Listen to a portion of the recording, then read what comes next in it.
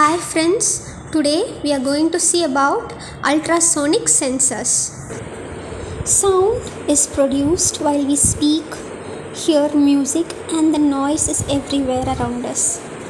When vibrations from the speaker come, it will disturb the air molecules outside or near it to dance or move or shake. So they hit the other molecules nearby with some speed. The waves move in a speed and it is called frequency. Depending upon the frequency, we can hear the noise or music or sound from the speaker. Do you know there are 3 types of sound? One we hear is called as acoustic sound. There are some with less frequency which we human cannot hear. They are called infrasounds. When the frequency is very high, then we human cannot hear the sound also, and they are called as ultrasound, and this sound wave is used in our sensors. Can we see how it is used? This ultrasonic waves are used for finding the objects located in far distance, and I will show you a video on how this can be used. It is called as echolocation. Have you ever heard someone say they're blind as a bat? Well, that expression is a bit misguided. During the day, some kinds of bats can see almost as well as humans, but when the sun goes down, nocturnal bats rely on their ears more than their eyes to navigate. This special navigation process is called echolocation. In echolocation, bats use a combination of their voice, ears, and echoes to create a perceptual map that allows them to see in the dark. You might be wondering where an echo comes from. An echo is the reflection of sound reaching a listener. Sound is a vibration that ripples away from its source in waves.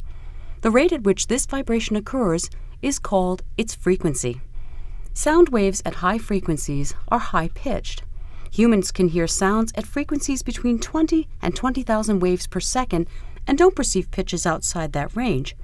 Bats, on the other hand, can hear and produce sound at frequencies over 100,000 waves per second, way beyond the range of human hearing. Here, we've slowed down a bat's chirp so you can hear it. This chirp is the first step in the process of bat echolocation, the primary sound that the bat will use to detect information about its surroundings. The bat listens as the chirp leaves its body and bounces off its surroundings. When the sound returns to the bat, the cartilage of the outer ear funnels the sound waves into the ear canal. The waves then reach the eardrum, which vibrates in response. These vibrations are transferred further into the ear to the basilar membrane, which runs the length of the cochlea. If you uncoil the cochlea and the basilar membrane, they would look like this. Each area of the membrane moves in response to a particular frequency. Then, the cochlea converts these vibrations into nerve impulses for the brain to interpret. The bat echolocates so fast that it can track down a dinner of insects moving around in complete darkness. Special muscles in its throat make it possible for the bat to chirp 160 to 190 times per second. Because it receives so much information at once, it has to differentiate relevant information from signal clutter.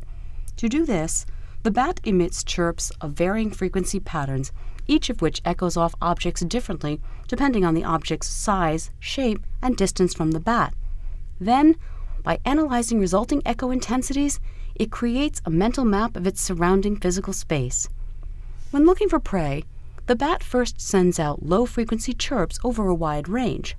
Larger objects will reflect more intense echoes, but it's often the smaller objects, like insects, that the bat is targeting. Once a bat receives low-intensity echoes from small potential prey, it will re-emit a high-frequency chirp directed toward it. When both high and low-frequency echoes return to the bat, it is able to ignore the now irrelevant low-frequency waves that reflect from the trees or rocks that surround its meal. To gauge how far away a given object is, the bat analyzes the time delay between when it hears its chirp and perceives the resulting echo. Directional information comes from comparing information the bat receives in each ear. For example, let's imagine that a bat's chirp echoes back from an insect to this side of the bat. Since this ear is closer to the insect, it will receive the sound before the other ear. By interpreting the difference between when it receives the echo in each ear, the bat can guide itself towards the insect. Bats are only one type of animal that uses echolocation. Killer whales, dolphins, porpoises, and some birds echolocate as well. Scientists who developed sonar and radar got their ideas from the study of echolocation in bats and whales. The U.S. Navy and other research groups are especially interested in echolocation because it could lead to even more technology. Maybe now you'll think twice the next time someone says, I hope you understood what is echolocation and how ultrasonic waves are being used for locating the objects in distance and how the bats calculate the distance of such objects. So now we'll see how this ultrasonic sensor modules work. Okay, see, we have a receiver transmitter in our device. The transmitter is an output device. You have to send the output pulse from it and the sound wave travel, hit the obstacle opposite to our device, and now we have a receiver. It is the input device. It receives the echo pulse from the object. So the distance traveled by the sound wave from the transmitter to the object is then